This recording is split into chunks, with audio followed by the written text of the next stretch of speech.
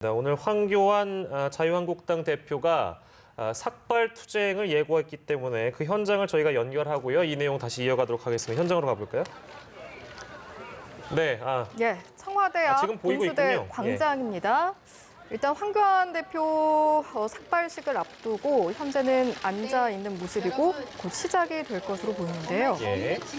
황교안 대표가 이제 이 청와대 앞 분수대 광장에서 많은 동료 의원들과 지지자들과 함께 있는 상황에서 저희가 지금 화면에 일단 보여드리고 있습니다만 삭발식을 진행하고 있는 화면입니다. 한국당이 이미 이제 공지를 했었는데요.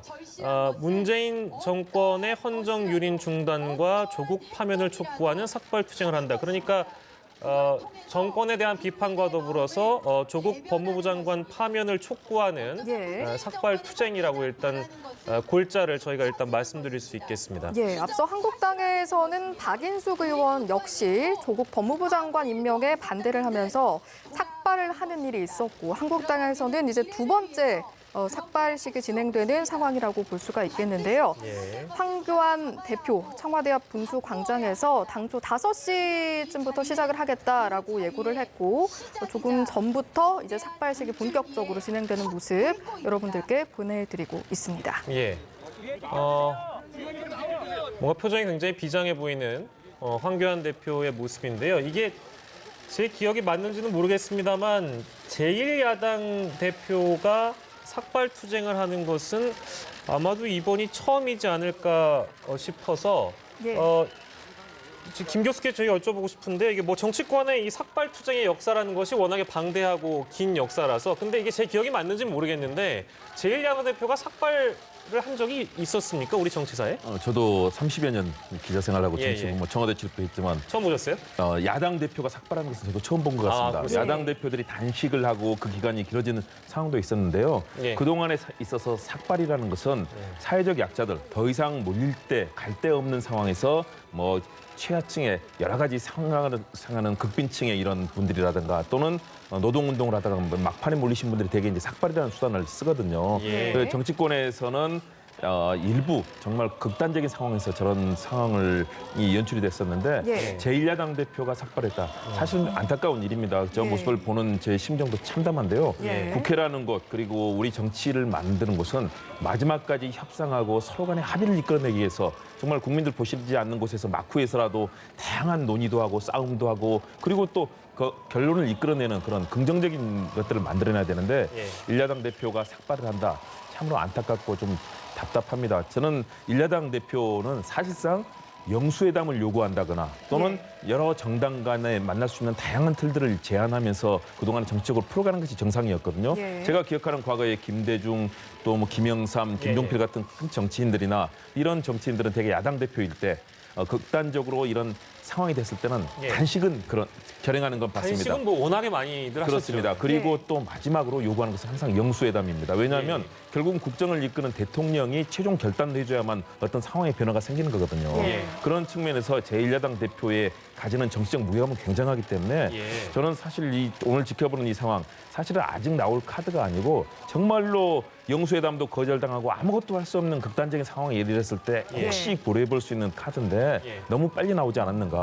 황교안 대표가 이 상황에 대해서 많은 분노가 있고 여러 가지가 있더라도 저는 정치권이 좀 더 합리적이고 국민들 보시기에도 뭔가 우리 국민을 위해서 서로 부족하더라도 합의를 이끌어내는구나. 여당의 양보도 나오고 야당의 양보도 나오면서 왜냐하면 이미 정기국회가 시작되지 않았습니까? 정말 앞으로 교섭단체 대표연설이라든가 대정부 질문 그리고 국정감사까지 갈 길이 멉니다. 지금 우리 이 정치 거의 한 달에 한 번씩 국회 보이콧 장애 집회 이루어지면서 현재 16,000건 가까운 계류 법안들이 있고요. 지금 저는 상황에 대해서 물론 야당 입장에서는 받아들이지 않는 것이 답답할 수는 있겠지만 정말 합리적인 선택을 통해서 해야 되는 것 아닌가 좀 참담하고 우리 한국 정치 현실이 좀 안타까운 그런 심정입니다. 지금 저희가 계속해서 황교안 대표 삭발식 현장 화면을 생중계로 보내드리고 있는데요.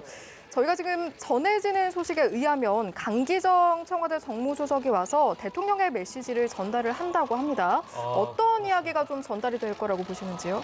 일단은 조국 장관의 임명 과정에 대해서 지금 강력하게 반발하고 있는 것 아니겠습니까? 지금 오늘 삭발식의 주된 모토도 이제 헌정 유린을 규탄하고 조국 장관의 사퇴를 요구하는 그런 삭발식이지 않았습니까? 예. 그렇다면 여기에 대해서 조국 장관 임명은 인사청문회까지 거쳤기 때문에 대통령으로서 할 수 있는 그런 임명권을 사용한 것이고 야당의 이런 입장들 다양한 반발에 대해서 국정 운영하는 과정에서 이를 뭐 수용하겠다라고 하면서 저는 일단은 이 청와대 입장, 대통령의 입장을 얘기하고 그러나 앞으로 야당의 입장들을 충분히 반영하도록 노력하겠다. 예. 지금 상황은 이제 곧 한미 정상회담이라든가 유엔 총회라든가 지금 외교적인 상황들 많고요. 또 일본의 경제 보복에 맞서야 되는 상황도 많고 여러 가지 특히 뭐 북한의 도발도 있지 않습니까?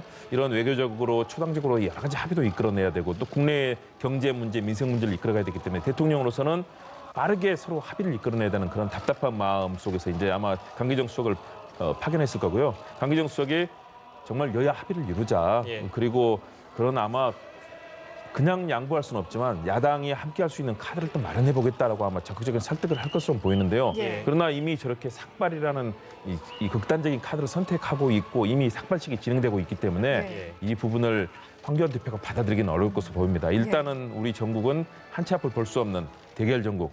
사실은 너무 극단적인 카드가 너무 빨리 나왔다. 예. 정말 이 상황이 너무나 심각하고 다시는 되돌릴 수 없는 상황 정도의 그리고 사실은 삭발을 야당 대표가 말씀드렸지만 헌정사에 사실은 본 기억은 없습니다. 예. 단식 뭐 2, 30일 하고 막 마지막에 실려나가는 장면까지 많이 보고 또 강제로 끌어내는 장면까지 과거 군사정부 시대에 있었지 않습니까? 예. 참 참담한 상황이기 때문에 아마 강기정 수석도 말을 건넬 때 대통령이 메시지를 전할 때 말을 쉽게 건네기가 참 어려울 것으로 보입니다. 네. 사실은 이제 말씀을 해주신 것처럼 제1야당 대표가 삭발까지 감행을 한다. 이것 자체가 사상 초유의 일인 건데 이런 와중에 또 장외투쟁은 계속해서 전개될 것으로 보이는 상황이지 않습니까? 이 부분에 대해서는 어떤 의견을 가지고 계십니까? 저는 그래서 참 답답하다는 생각을 합니다. 우리 정치, 어느 나라 정치나 다 마찬가지입니다. 마쿠에서 만나고 미국에서 뭐 보셨지만 트럼프 대통령 그렇게 거칠게 하더라도 민주당 의원도 초청해서 같이 만나고요. 또 야당도 대통령의 임명권에 대해서는 미국은 거의 1700년도부터 인사청문회가 실시됐는데요. 그동안 낙마한 사람이 12명밖에 안 됩니다. 그만큼 대통령의 인사권에 대해서는 기본적으로 존중한다. 대신에 사전에 철저하게 걸러내는 인사청문회 시스템이 있거든요. 그런데 우리는 인사청문회까지 거치고도 서로 간의 합의를 이끌어내지 못하고 이렇게 극단적인 상황이 되고 특히 장외 집회로 나간다는 것은 그냥 국회는 국회에서 일해야 되는 것 아니겠습니까? 예. 그 무수한 국회 법안들 지금 이번 20대 국회가 이제 뭐 몇 달 남지 않았습니다. 그동안에 나왔던 것들이 27%에서 28%대 이 법안 처리율을 보이고 있습니다. 16,000건 가까운 계류 법안들. 다시 말해서 국회의원들이 일을 하지 않았다는 것 아니겠습니까? 예. 국회의원들이 입법부입니다. 입법부는 법을 만드는 것이고요. 어떤 상황에서든 법을 만들고 국민을 위해서 그것이 보수적인 법이든 진보적인 법이든 그런 상황이 돼야 되는데 이렇게 장외 집회로 일관이 되고 사실은 저는 자유한국당의 청문회 전략부터 사실은 잘못됐다고 봅니다. 왜냐하면 조국 장관을 사실은 임명하지 않도록 하기 위해서 청문회 전에 낙마시키는 전략을 쓰지 않았습니까? 예. 그런데 이런 여러 가지 증거를 통해서 장관직을 끌어내는 데 실패하고 결국 장관 임명이 되고 말았습니다. 그렇다면 저는 국회 내에서 이제 교섭단체 대표연설이나 대정부 질문 국정감사에서 여당을 공격하고 문재인 대통령에 대해서 비판적인 얘기를 할 수 있는 시간이 엄청나게 많이 있습니다. 예. 이제부터 국회는 사실상 야당의 시간인데요. 예. 이렇게 장외 집회와 또 거리로 나가게 될 경우는 여당도 문제입니다. 여당도 무한 책임을 지고 있기 때문에 집권 여당으로서 책임감을 가지고 어떻게든 야당을 설득해야 됩니다. 저런 상황 되더라도 야당 의원들 만나고 설득하고 여당도 노력해야 되고요. 예. 정당의 책임 중에서 집권 여당의 책임은 가장 크다고 볼 수 있습니다. 더불어민주당 지금 상황 적극적으로 나서서 청와대와 야당을 설득해야 되고요. 또 자유한국당 아무리 화가 나더라도 장외로 나가는 것보다는 국회 내에서 법안의 문제점, 국정 운영의 문제점, 문재인 정부 실정도 분명히 있고 잘못하는 것도 있지 않습니까? 예, 교수님 잠시만요. 네네. 황교안 대표가 이제 삭발식을 마치고 이제 발언을 하는 상황인데요. 좀 들어보시죠. 문재인 정권의 헌정 유린과 조국의 사법 유린 폭거가 더 이상 묵과할 수 없는 지경에 이르렀습니다. 문재인 대통령과 이 정권은 국민들의 고통 외면했습니다. 국민들의 분노와 저항을 짓밟고 독선과 오만의 폭주를 멈추지 않았습니다. 범죄자 조국은 자신과 일가의 비리 그리고 이 정권의 권력형 게이트를 덮기 위해서 사법농단을 서슴지 않았습니다.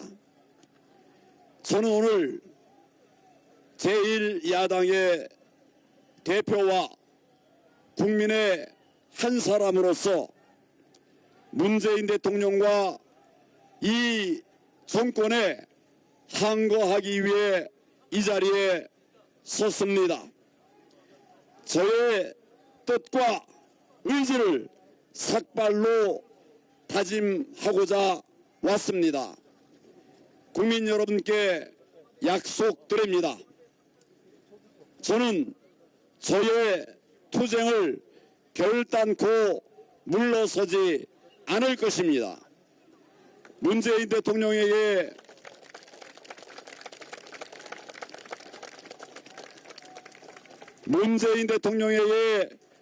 경고합니다.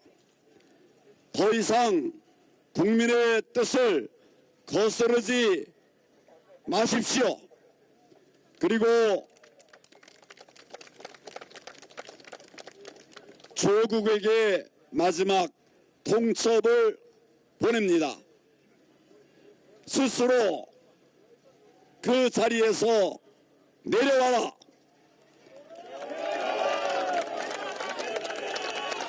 내려와서 검찰의 수사를 받으라. 국민 여러분께 간곡히 호소드립니다.